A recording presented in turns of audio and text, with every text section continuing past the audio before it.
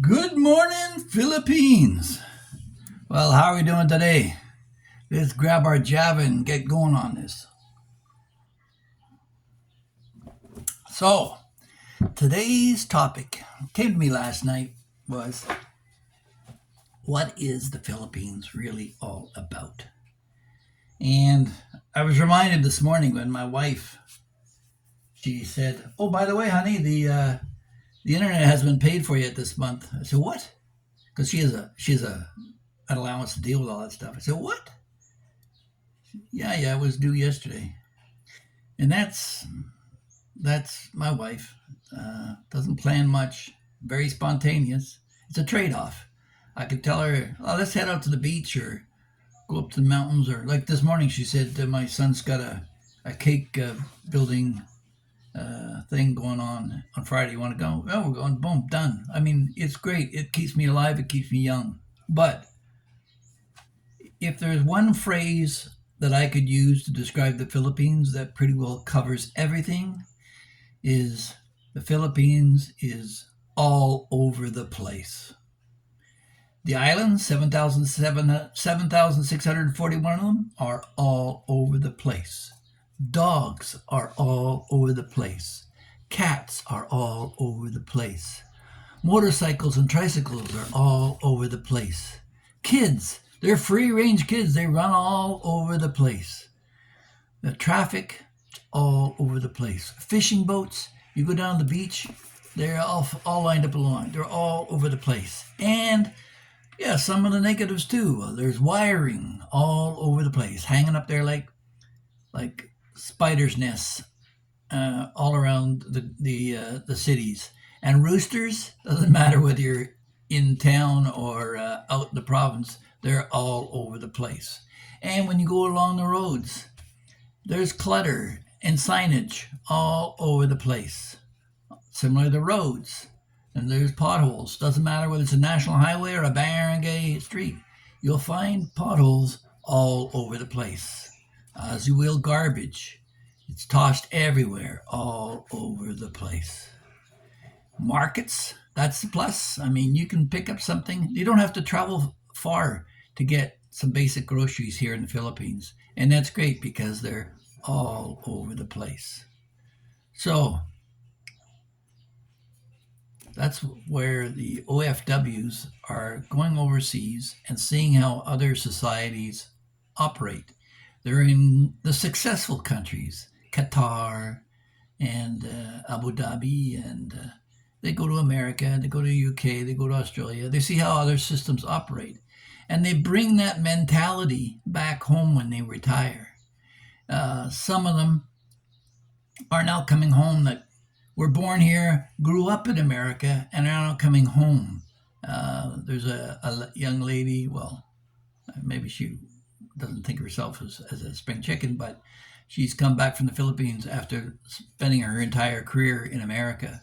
And they're bringing back that attitude that things need to be a bit more orderly. You know, when you go to the ferry terminal, you'll pay the ferry fee and you'll pay the terminal fee, and they jump you around booth to booth, and things appear to be disorganized. But I think that there's actually a mental process that is involved in this. I mean, do you really need a security guard with a shotgun standing in front of a 7-Eleven? Maybe in front of a bank, but uh, they're basically like your Walmart greeter with a shotgun because they're trying to find full employment for the Filipinos now in this process of transitioning from an agricultural fishing society to a modern, uh, diverse economy full of mechanization and developing a tourist industry, which is predicted to be the best in the world in 10 years. So uh, maybe I should kick the bucket before that happens. The beaches get crowded enough sometimes. It was great right after the pandemic up in Bantayan. The place was empty. I had the whole beach to myself. Oh, sorry, did I let that out? That was my secret spot. I wasn't supposed to say anything about that. But yeah, it's probably one of the best kept secrets. The locals go there. and some expats who know about it, they don't go south to Dumaguete, they go north to Bantanyan. So the cat's out of the bag. That whole area, Malapascua, Bogo, there's all beautiful white sand beaches there that I think are match or surpass Boracay or Bohol. But anyway, there you go. So now you know. So this new attitude is coming amongst the Filipinos, the young people. 50% of the population is under 30. They're young, they're dynamic, and yeah, if China presses much more in the South China Sea, they might just get their ass handed to them. But that's another topic for another day. So yeah, the Philippines is all over the place. So get used to it. And if this is too much for you, don't come. I blame Paul of Old Dog New Tricks.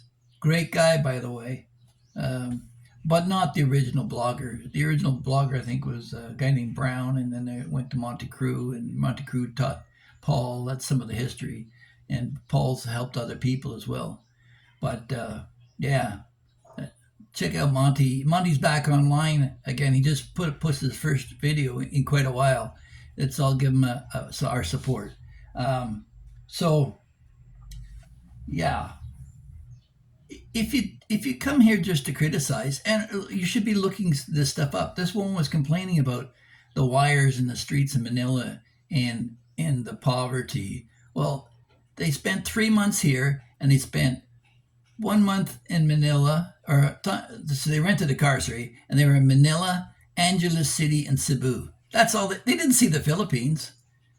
They saw, it's like looking at the ass end of a goat. I mean, how can you say you saw the beauty of the Philippines if you spent your times locked up in your car and not mixing with the public? They never took a jeepney ride. They just peered inside like voyeurs. So Paul, I didn't appreciate that video. And I like you said you wouldn't watch it or follow him. I wouldn't either. And it just, to me, those were the kind of people I left North America to get away from. And if you're looking to get away to the Philippines, you can park your attitudes at home. I mean, they took a picture of a squat toilet, which principally, if you think the Philippines got them, no, Thailand's far worse. You go to Cambodia, Thailand, Vietnam, they're all over the place there.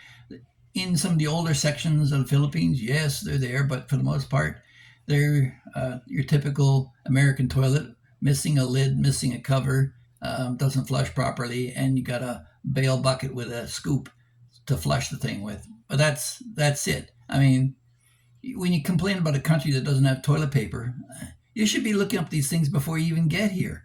So, yeah, but then that's me. I mean, my type, I go sleep in monkey reserves and tiger sanctuaries and stuff like that, and I've traveled through some backcountry roads. So if you're not cut off for that kind of thing, you really want to spend your time in the luxury resorts. They didn't go to Palawan. They didn't go to Boracay. I mean, they could have gone to nice tourist traps if they wanted to. And they complained about the skin tax. I mean, try going to China and see what happens.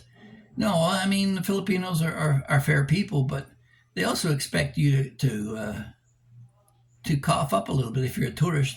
You got a few extra bucks, toss them your way. I mean, you're here on a short-term visit. But anyway, I've given her all far too much attention with our discussion anyway. So my comment here today is that the Philippines is all over the place. But it's all getting connected. They're putting in airports. They're putting in highways. They're putting in, right now, the Philippines is one of the best spots in the world for interconnectivity between the islands. They've got ferries and boats and good quality highways. I looked the other day at the highways. They're reinforced concrete, and it's 8 to 10 inches, no, not 10 to 12 inches thick. So when these roads go down, they're going to be there forever, and there won't be a problem with potholes coming down the pipe. But right now, it's a little bit turbulent. There was about an hour and a half tie-up the other day in Nagas, who headed down to the southern tip of the island. So you're going to get that too. But if you're going to travel, it doesn't matter whether it's the Philippines or anywhere else in the world, read up and inform yourself before you come here. And don't expect Western amenities unless you want to land at the airport, go to BGC, and never venture out of it. Or if you're coming to Cebu, go to the IT park and park yourself there. You can go to Ayala, and you could live your whole life in Ayala and never venture anywhere because it's that westernized. And there was some discussion about wheelchair accessibility. Um, it's the Philippines. They have major rain issues, so the sidewalks are built a little higher, and sometimes they get washed out. But all the modern stores have wheelchair ramps and handles and accessibility issues. Certainly here in Cebu, in like IT Park, Ayala, even right up the street here at Little Robson Mall, they got a beautiful wheelchair ramp and a elevator and an escalator for just a small mall. So you know, it's like me going to New York and hanging out in, I don't know, you name the place, Bronx or something like that. Find some derelict town in the states where everybody's running out of it and trying to compare the Philippines or the rest of America with that. I mean, Mar-a-Lago is a far different from New York, as Donald Trump's sure finding out. And it appears, just on a side note, that the North is not going to be holding the wealth much longer. Minnesota just drove out Elon Musk. He's moved his SpaceX company out of there after the ruling, the brutal ruling they did on Tesla, which they had no business to do, which is an anti-business issue. And every businessman in America should be standing up right now, as Kevin, what's his last name? The Canadian. He spoke out on CNN about the Trump ruling on him having to pay this huge payment for supposedly inflating the value of his real estate. It's none of the state's business. It's the market. So guess what's happening? Now you've got the truckers saying they don't want to deliver to New York. Businessmen in New York, what are they going to do? The laws are different from state to state. They're going to go to Florida or somewhere else. So they're all going to head south. So if you make something so toxic that people don't want to be there anymore, they're just going to leave. They'll vote with their feet. You may have people heading both ways, heading north on the southern border and heading south from the northern border. So, yeah, that could be interesting. And related to that is that the Philippines is now changing some of their laws to allow complete foreign ownership of public utilities and services. So you won't have that interference. This is going to be a big draw for foreign investors. Japan is pouring billions into the country right now. And you can be pretty sure that Japan will be quite focused on that. It's a win-win because Japan has an aging population and could do with some help from some young people. And the Philippines has lots of young people who have the skills and energy and education that can help. So, yeah, it's a real win-win for the Philippines. So, yeah, dogs and cats and kids and roosters, they're all over the place here in the Philippines. But so are your markets and your fishing boats and your attractions. The Philippine Islands.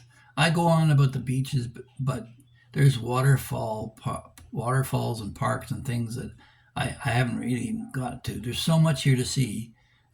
Just on the island of Cebu, I could spend my lifetime here.